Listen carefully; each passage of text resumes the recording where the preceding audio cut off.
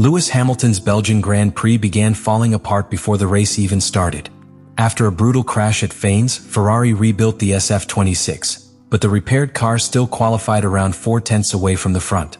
In Formula 1, 4/10 is not a small gap. It is the difference between controlling a race and spending Sunday trapped in recovery mode. But the crash damage was only the surface. Ferrari was also losing energy on Spa's long straights, bleeding time through the crucial middle sector, and forcing Hamilton to chase performance the car simply could not deliver consistently. Then one collision, one penalty, and one failed pit adjustment turned those missing tenths into a complete nightmare. And the most alarming problem was something Ferrari's repairs could never fix overnight. Subscribe to the channel. Friday gave Hamilton a reason to believe Ferrari had arrived in Belgium with genuine speed. He was close to Max Verstappen in the opening practice session, then moved to the top of the order later in the day. For a few hours, the SF26 looked sharp, competitive, and capable of challenging the fastest cars at Spa. But Hamilton was not fooled by the headline times. He could feel the missing performance. And those missing tenths were not disappearing in one obvious place. They were being lost in several connected areas, each one making the next problem worse. The first warning came on the straights. Hamilton said the Ferrari did not have enough energy all the way to the braking zones. The car accelerated strongly at first, but the electrical assistance faded too early. Imagine running toward a finish line with someone beside you.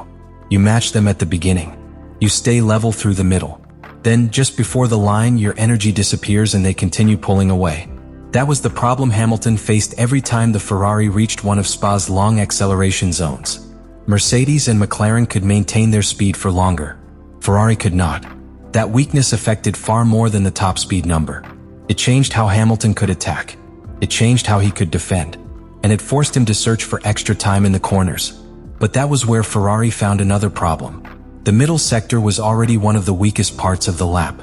This section demands balance, confidence, and a car that responds immediately when the driver changes direction. Hamilton believed the overall balance was reasonably good, yet the stopwatch showed Ferrari was still losing time. That contradiction was deeply frustrating. The car did not always feel terrible. It simply was not fast enough. And when a driver feels comfortable but still loses several tenths, the solution becomes much harder to find. There is no single dramatic symptom to attack. No obvious slide. No violent instability. No clear failure that tells the engineers exactly what to change. Instead, the time disappears quietly. A small delay when the front tires begin to turn. A slight loss through the middle of the corner. A weaker exit. Then less energy available on the following straight. Each loss appears small. Together they decide the entire lap. This was the real meaning behind Hamilton being around 4/10 away from the front in qualifying. 4/10 sounds tiny. It is less than half a second. But Formula 1 lives inside fractions that small. 4/10 can mean several grid positions. It can decide whether a driver begins the race with clear air or traffic. It can determine whether the first corner becomes controlled or desperate. And it can force a driver to take risks early because waiting may only make recovery harder. Ferrari needed to find those missing tenths before Saturday. But Charles Leclerc's Friday showed how difficult that task would be. Leclerc began near the front, then fell to 11th in the second practice session. The same Ferrari that looked competitive earlier suddenly appeared far less convincing. That change exposed another danger. The SF26 seemed to operate inside a narrow window. When the tires, setup, energy use, and track conditions aligned, the car could look strong. When one detail changed, the performance could fall away quickly. Think of balancing a coin on its edge. For a moment, it appears stable. Then one tiny movement sends it falling. Ferrari's pace carried that same uncertainty. Hamilton could lead a practice session. Leclerc could struggle only hours later. Both results could come from the same car. That meant Ferrari was not simply trying to make the SF26 faster. It was trying to make the performance easier to repeat. That distinction mattered. A car can produce one impressive lap with fresh tires, low fuel, and carefully managed energy. A Grand Prix asks the car to repeat its performance under changing conditions. The fuel load falls. The tires wear. The wind changes. Traffic disrupts the airflow. The driver attacks, defends, and follows other cars. A narrow operating window becomes harder to protect with every lap. Hamilton understood the danger. He wanted Ferrari to study the data overnight. The team needed to improve the energy use on the straights. It needed to recover time through the second sector. And it needed to do both without creating a new weakness somewhere else. That was the difficult part. More aerodynamic grip could help through the corners, but it might create extra resistance on the straights. Reducing that resistance could improve speed, but it might make the Ferrari less stable through the technical section. Using more electrical energy earlier could strengthen acceleration, but it might leave even less available near the braking zone. Every adjustment involved a compromise. Ferrari was not searching for perfection. It was deciding where the car could afford to be weak. Hamilton's Friday speed created optimism, but the deeper picture was already uncomfortable. The SF26 needed everything to line up: the correct tire temperature, the correct energy deployment, the correct balance, the correct confidence from the driver, and almost no mistakes. At Spa, that is a dangerous requirement. The danger appeared because Ferrari's process allowed both actions to happen at the same time. That is where the pit stop became more than a frightening image. It became another failed attempt to recover the missing performance. The mechanic did not complete the front wing adjustment. Hamilton left with fresh tires. The penalty had been served, but the handling problem remained. Ferrari had entered the stop with a plan to reduce the damage. Instead, the team sent Hamilton back onto the track with the same compromised front end. That was the moment the race became almost impossible to reset. Calling Hamilton back again would cost more time. Replacing or readjusting the wing would require another stop. The leaders were moving forward. The remaining laps were disappearing. Ferrari had lost its best chance to interrupt the cycle, and that made the 4/10 gap from qualifying look almost harmless by comparison. Before the race, Hamilton was missing fractions of performance. After the collision and failed adjustment, he was missing control. The difference is enormous. A few tenths can sometimes be found through setup, confidence, or cleaner execution. A damaged front wing changes how the car behaves at every corner. It forces the driver to compensate constantly. And the more Hamilton compensated, the more Ferrari's original weaknesses punished him. The SF26 still lacked energy on the straights. The middle sector was still difficult. The repaired car had already demanded trust after Saturday's accident. Now the front damage added another layer of uncertainty. Hamilton was no longer chasing the perfect lap. He was trying to keep an imperfect car inside a competitive window that had become even narrower. Leclerc's race created the clearest comparison.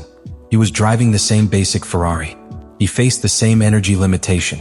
He faced the same second sector weakness. But his front wing was intact. He had no 5-second penalty. And his pit stop had not denied him a necessary adjustment. Leclerc could focus on extracting performance from the SF26. Hamilton had to focus on preventing the car's problems from taking over completely. That difference explains why the two Ferraris moved toward very different outcomes. Leclerc remained in the fight near the front. Hamilton had to rebuild his race from damage. Yet he did not collapse. He adjusted his driving. He managed the front tires. He accepted losses in certain corners and searched for opportunities elsewhere. That is where Hamilton's experience became essential. A younger or less patient driver might have pushed the damaged car beyond its limit.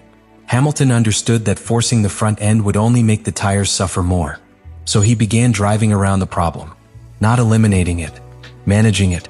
That distinction kept him in the race. And slowly the opportunity to recover began to appear. Oscar Piastri was also dealing with damage after contact with Leclerc. With only 4 laps remaining, Hamilton closed the gap. This was no longer a normal battle between two healthy cars. It was a contest between drivers trying to extract performance from compromised machinery. Hamilton found the opening. He passed Piastri, and he moved into 4th place. After the crash repair, after the Russell contact, after the 5-second penalty, after the damaged front wing, after the failed adjustment. 4th place was an extraordinary recovery, but it also revealed how close Ferrari had come to a much better result. Hamilton finished only 1 position away from the podium. 1 position that made every missing tenth matter again. Not only the 4 tenths from qualifying, the smaller losses hidden across the race, the time lost when the car would not turn, the weaker exits, the energy fading on the straights, the unfinished front wing adjustment. Ferrari did not need to transform the SF26 into the fastest car on the grid. It needed 1 fewer failure, 1 cleaner opening lap, 1 undamaged front wing, 1 correctly completed adjustment. Any of those might have changed the shape of the race. The source does not prove that Hamilton would definitely have reached the podium. That cannot be claimed with certainty. But it proves the opportunity remained close enough for every mistake to matter. And that is why the Belgian weekend exposed something deeper than a simple lack of pace. Hamilton was not missing one group of tenths from one area. He was losing them in layers. First through the car's energy weakness, then through the middle sector deficit, then through the consequences of the Saturday crash and interrupted preparation, then through the collision with Russell, then through the damaged wing, then through the pit stop that failed to complete the correction. Each layer made the next one more expensive, and Ferrari never fully stopped the chain. The mechanics repaired the visible damage from Saturday. They could not repair the car's structural weaknesses overnight. Then on Sunday, the team had one chance to reduce the new damage. That opportunity disappeared when the release light turned green too early. Hamilton's fourth place showed how much he rescued. Leclerc's second place showed what Ferrari could achieve with a cleaner race. Together, the results exposed the real problem. The SF26 was close enough to create hope, but it did not have enough margin to survive repeated mistakes. And when a car is already missing tenths, every new problem becomes more than an inconvenience.